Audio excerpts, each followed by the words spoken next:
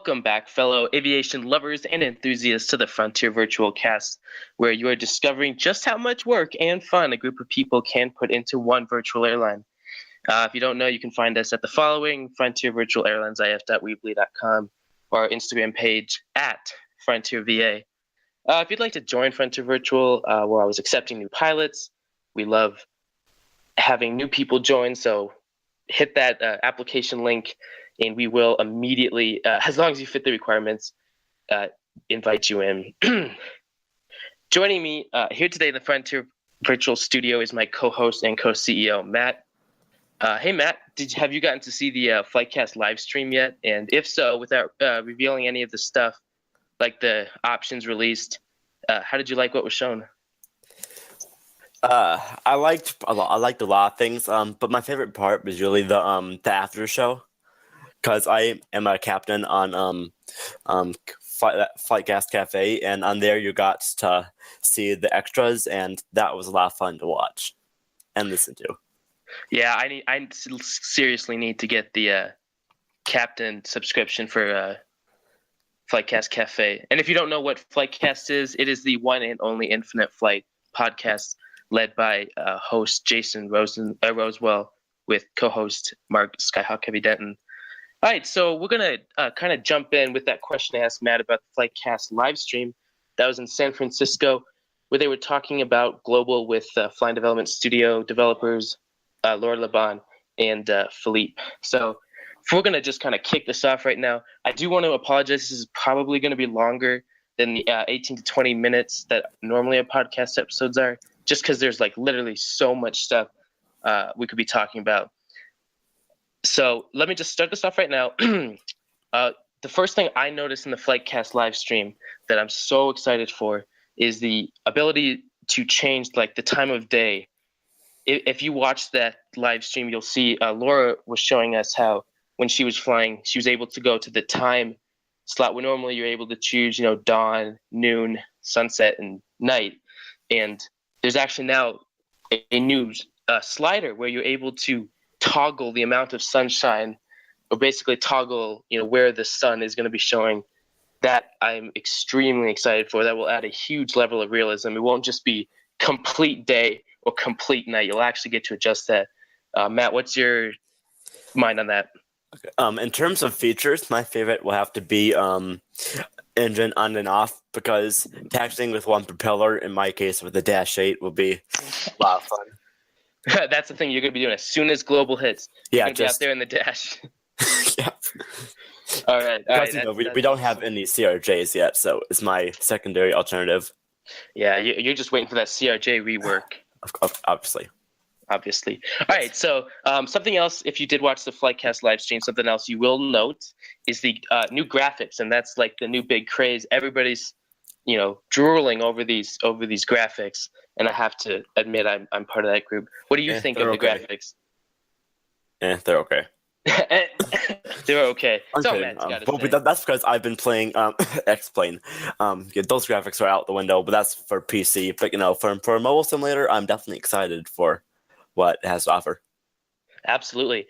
Yeah, I really am excited because I if you listen to the last episode where we had on our Frontier Virtual pilot, Dario Martinez, we were talking about stuff we liked about the airline, and one of the things I was talking about was I'm excited for the new scenery, and so seeing that, Laura, was absolutely amazing. I am so excited, and I said this again, that the off and on switch, all the fun stuff people are going to be testing. I'm literally just going to be the one to sit there at the airport and just look around. I'm not even going to take off yet. So that's something I'm going to do. I know Matt's going to be. I want to do a flight with just one engine, see if it's possible. Either that or you're going to be doing donuts on the ground, but that would be too funny. Something we do anyway. As I'm aware of, I'm not sure if the engines are like thrust one side, thrust the other. I think it's just forward motion, like the power. I could be wrong, but at this point, I don't think that the engine on off is going to be, have one engine on and you'll go in a circle. I don't think it's like that. I don't think so either, but I think it'll be like half power type of thing. Exactly. Yeah. got to make sure to hit that second engine first, though. All right. Something else I was going to note that Mark Denton was talking about is people are asking, like when Global is coming out, how soon is it going to be? Everybody's all excited about it. Something that you do have to remember, slow down on it. There are still a lot of bugs. And one of the things I was noticing that Mark was showing is that, as you're flying, people are all excited about it. But from the alpha tester's point of view, it's not all, exciting Global because there are still a ton of bugs to fix. And one of them that Mark was saying, which I kind of found funny, was a certain airport that they fly over. And I think Tyler also had this issue, or somebody else had this issue, was the game crashed flying over a certain airport. So it is very difficult being an alpha tester, and many people are jealous of these alpha testers. And obviously, who wouldn't be? They're finally getting to test out Global. They're not confined to the cages anymore.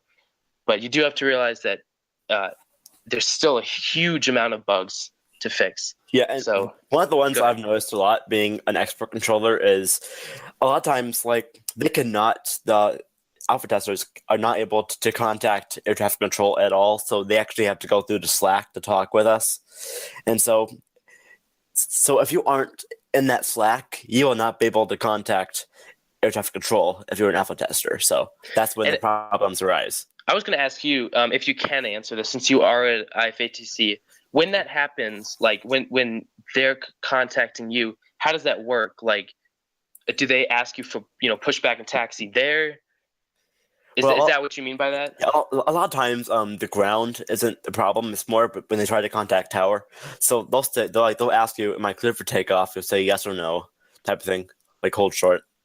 So it's pretty much the normal commands, but you would just say them in a private message or something. So basically, guys, if you see somebody with a purple tag, or you see somebody who's coming in from out of the region, and they're not talking at all to ATC while they're coming inbound, don't spam that report button and be like, man, a moderator just landed without permission. The odds are that it's probably an ATC bug, as Matt he was explaining. And I was curious about that too. So thank you, Matt, for explaining. Anything? I know that was kind of quick, but we have so much stuff to talk about on the Frontier Global side of stuff. I just wanted to cover the live stream slightly. Anything you wanted to add on that, Matt? No, I think we're good actually on that side of things. Yeah, and thank you to Jason and the Flying Development Studio for that podcast episode. It was absolutely amazing. I look forward to the next one. All right, so we're gonna move on quick. I'm trying to conserve for your time, guys. I did mention that on the next episode, Frontier was going to be announcing a lot of the Global stuff that's coming out for a Frontier VA, not for the sim. For the VA, a lot of the stuff we're going to be doing. And as our previous guest Tyler, who's a flight dispatcher, is not able to join us at this moment due to his current job, he will be joining us in the next episode. But because he can't join us here, I thought we'd fill in that gap with the Global peaks. So the first thing I'm going to do is I'm going to hand over the mic to Matt. He's going to discuss to you our route systems, the new plan for Global with all of our hubs. Matt, you are on the air.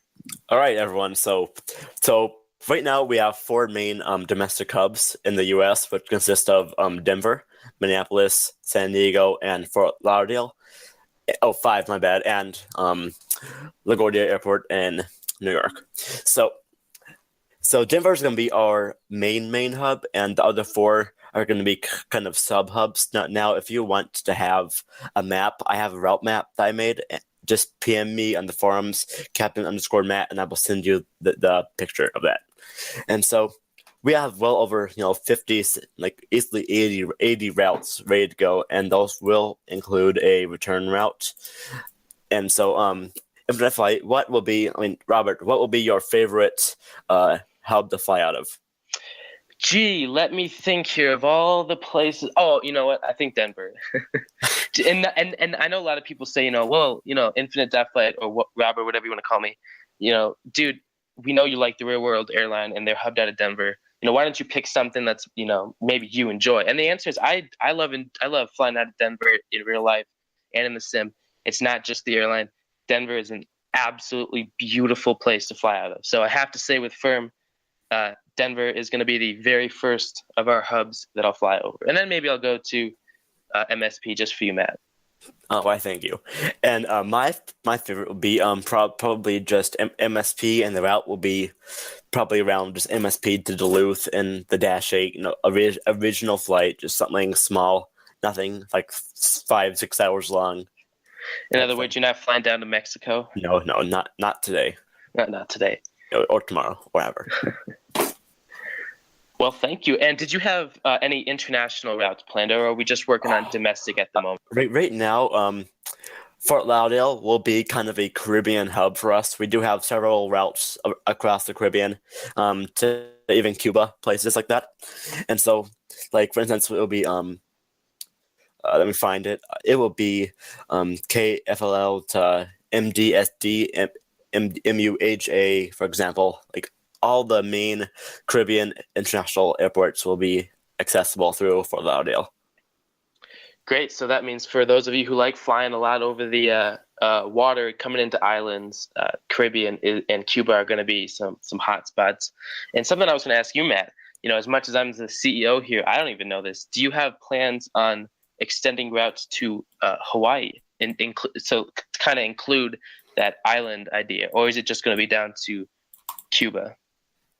Well, you see, I am planning to add routes to Hawaii and other international routes. Maybe have a Frontier Europe type thing where we have a Europe hub.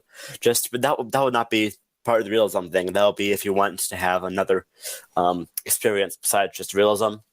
And so, yes, I am planning to have routes to Hawaii, probably from San Diego.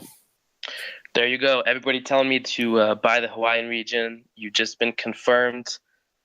Just straight from the mouth that there are going to be Hawaiian routes. So yay for you guys. But Matt did bring up a good point. If you heard, he mentioned that flying, having a Europe hub is not realistic, part of that realistic program. This is another thing I was going to release to you guys. And just to let you guys know, everything you hear now is basically confirmed for Frontier Virtual Airlines. This is our global mini release to you guys. So if this entices you to join, just because of what you hear here, that would be absolutely amazing. If you have any questions, that would also be great. We are 24/7 ready to help.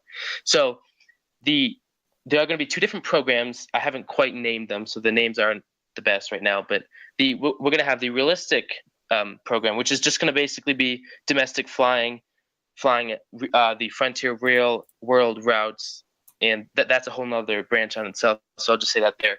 And then we're going to have the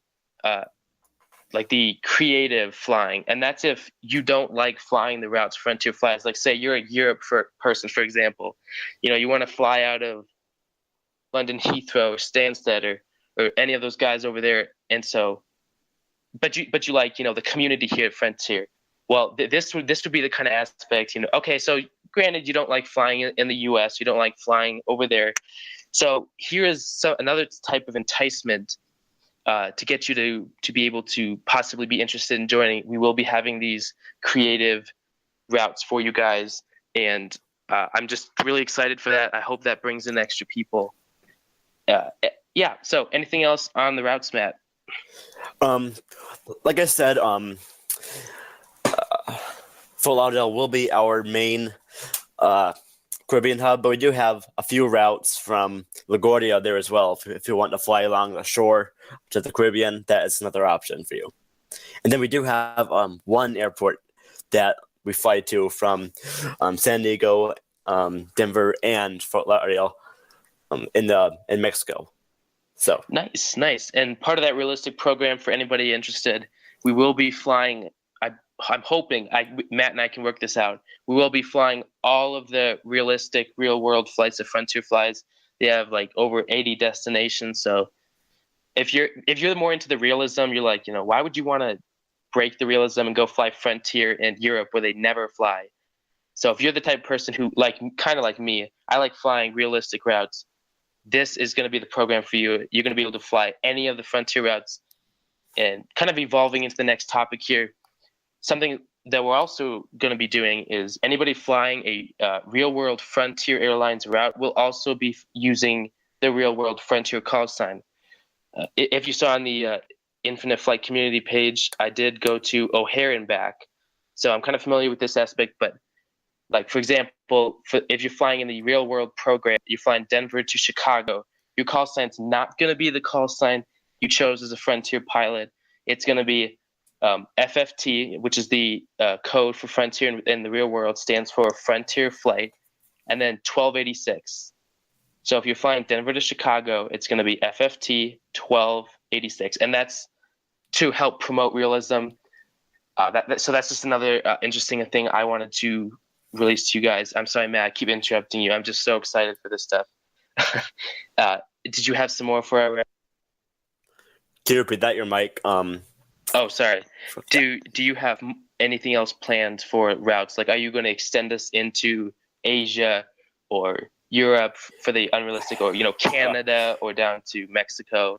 That is right now. That is kind of in the gray area. I'm definitely considering having a main hub on each continent and have domestic routes in the main countries on those continents. Say the EU and Europe. So that's not a country, but it functions as one in terms of the rules of flying. And then maybe China, the Middle East type thing. Yes, I'm definitely considering having multiple hubs in different continents. Okay, that's going to be awesome. I'm already excited for that. And for anybody curious how, they're going to be like, you have the A318 and you're going to go from Denver to, Tokyo, Narita. It's like, how is that going to work?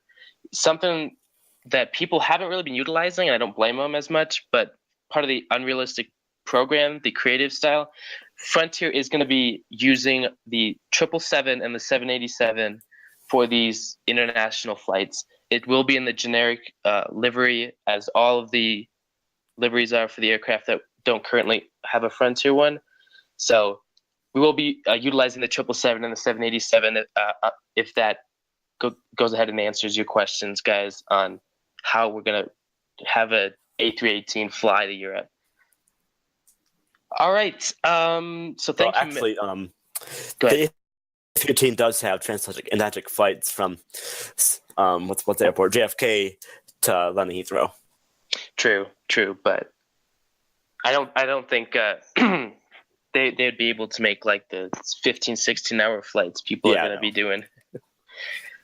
All right. Anything else before we continue on our routes? I know we kind of discussed the domestic, international. You said you're going to have a hub in every continent. Anything else you wanted to add to that? Here's my question for you. Are we going to be having a route from Denver to Reykjavik or in Iceland? I have not actually thought of that before, but I will try to get that on my list.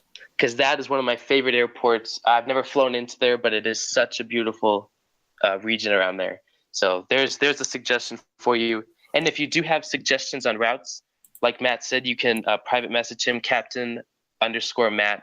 We do take suggestions. So if you have one you'd like Frontier to fly in the future, that is the way to get it done.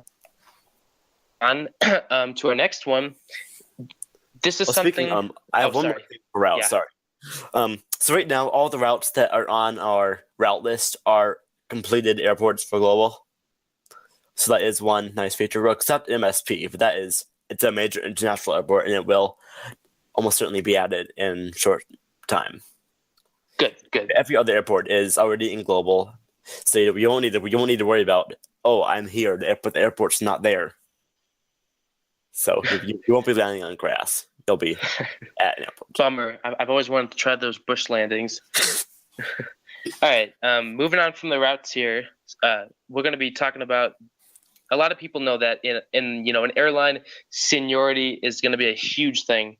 Something for the realistic program that I'm going to be implementing when global hits is our seniority, and what that's mainly going to consist of is people who have been with the airline, since the beginning, and we still have a lot of pilots who have been here from the beginning. So thanks, guys. But people who have been here for a very long time are going to be able to fly internationally. And that was another question some of the pilots had for me is, in the realistic program, not the creative, but in the realistic program, how are you going to balance seniority? Because obviously that's a realism thing. So what I've decided to do is we are going to be having, for example, if you're quote reserve or you're like extremely new to the airline, what we're going to be doing is you get to fly short hops in the Dash 8, the Embraer, those type of aircrafts. And if you're senior, you can fly the 787, 777, and that way you sort of start out small. You don't just jump right into the big guys, barreling across the ocean. And I'm hoping this way we will be able to help you guys learn how to fly these aircraft across the pond. So that was just a little bit of thing on the seniority. It's still in development. So if you have any questions on that, hopefully I can answer that. But that's going to be a feature I will be releasing as well. Anything, I know, Matt, I haven't really discussed that with you, but anything you wanted to add, any advice on that? I do have one thing for the smaller planes. I flew in Southern California today in Infinite.flight. That's where the ATC was. And I just want to say it is not easy to fly small planes in high winds. So I would recommend any new pilot in Infinite.flight to get on single player and practice wind landings, crosswind landings. That will definitely help you in the airline or just flying in the game. So yeah, that's it. Great. So you heard it there as well. Starting out small is not a bad thing. Just because you're in a small aircraft doesn't mean you won't get to see a lot of excitement and a lot of throwing up passengers. All right, so another thing I'm going to be adding is the Pilot of the Month award, and I've been talking about it a ton with a lot of the pilots in our airline, and it's been something I've been talking about for several months. I'm just going to do this really fast because I'm trying to get this down for you guys. Basically, the person who's the most active, who flies a lot, who utilizes the features we have, is going to get the Pilot of the Month award. And what that's going to do for them is that's going to, now, listen carefully here, if you're a Frontier pilot here, what that's going to do for you is it is going to triple, not double like in events, but triple your flight time. So that means you're flying from, and I'm completely making this up here, but you're flying from here to London, let's just say that takes 10 hours. It's going to be, when you log that flight, it is going to be a 30-hour flight. And the reason I'm doing this is because the more flight minutes you get, the more seniority you have. And that's going to be the motivation for the seniority. The more flight minutes you have, the higher up you go. And so it's not just time, it's also how long you've flown. So I have a question for you. Yeah, go ahead. Okay, so if your flight minutes triples when you're pilot in a month, does that mean that they will keep getting it over and over again because they'll keep getting the most flight time, or how's that going to work? Yeah, so very good question, and I'm sure others had that question also. So here's the answer. What that's going to do is the Pilot of the Month award is given to the pilot, and they only get it for a week. Now you may be like, okay, a week's still a long time. If they do one flight a day, that's 300, flight minutes just in 1 week. The thing here, I wish that worked with the flight time in the game too. I know. We only got that much XP just because of one flight. The way this is going to work is that first off, this is only going to be on international. This is not going to be domestic. And I know for those who wanted to just fly domestic, I'm sorry. If you want to receive this award, it's going to be international. So that's the first thing. The second thing is it has to be on a flight. And I know I used the 10 hours. I said I was just, guesstimating. It has to be on a flight for only 10 hours. So that means you can't fly, around the world and come back to the original airport and say, I get, that was a 30, I don't even know. That was like a 50-hour flight. I don't think any of our aircraft in our fleet have that much of a range capability. There are people who will try to do that, but so that's something. Sorry, but that's something that it is going to be. So it's first off, it's restricted to international. Second off, it cannot be longer than 10 hours. The third thing is you only get this for 2 flights, and I'm going to repeat that one more time: 2 flights. So basically, you're going to get 2 flights doubled. Tripled. I'm sorry, yeah, tripled. I'm still thinking on the whole event stuff, but you're going to get 2 flights tripled for that week that you are Pilot of the Month. And the other thing is to keep people from getting that back to back, you cannot be Pilot of the Month back to back. So you can do it, the next month after the next month, basically. So every other month. And that's only if you're consistent in that. And I really do apologize, guys, that this podcast episode is dragging on. I just want to be able to make sure that I did keep my word and get some of this global stuff out to you. Matt, before we move on, anything else you wanted on the, because this is also, a lot of this stuff is new to Matt and TechNam, who's recording this right now. Yeah, you see, he's very bad to explain things to us beforehand. Well, and I also like to keep a lot of this stuff secret for some reason. I don't know why. But anything you wanted to ask about that, Matt, or anything like that at all? Actually, no. I think that you covered a lot of the main points. So we're good in that area. All right, and if you guys have questions, go ahead and comment in the comment section or find our Infinite.flight community page. We'll get the answers out to you as soon as we can. The last thing that I'm going to be talking about, the last global release thing that we're going to be doing is you guys as the community have spoken. Our first global event. Matt, give me a drum roll, please.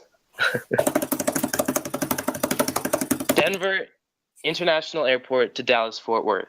So this is going to be what we're going to call a short haul flight.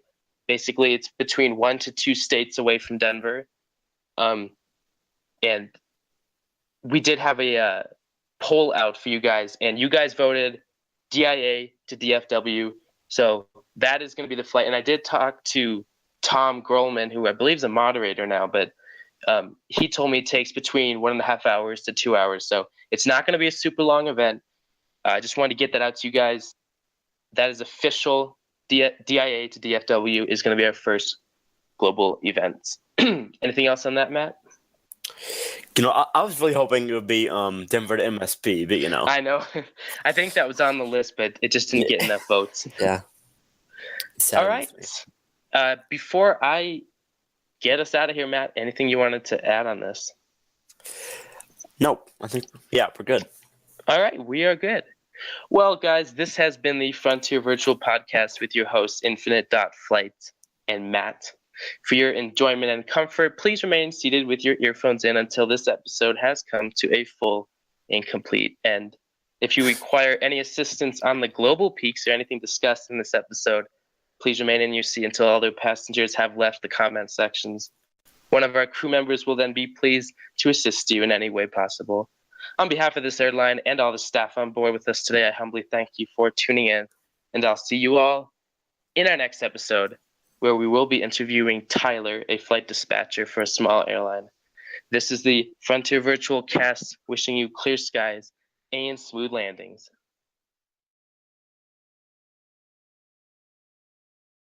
Because something's going to happen. So, Daniel, add all the bloopers to the end of the podcast, if you can do that. Okay. That'll make these like 10 times better. Repeat after me. Okay. Ooh la la la. All right. Now let's get down to seriousness. Go ahead and tell us when you're ready, Matt. Go ahead. I'm ready when you are. All right. Go ahead and mute Let's mics, though. Okay, muted.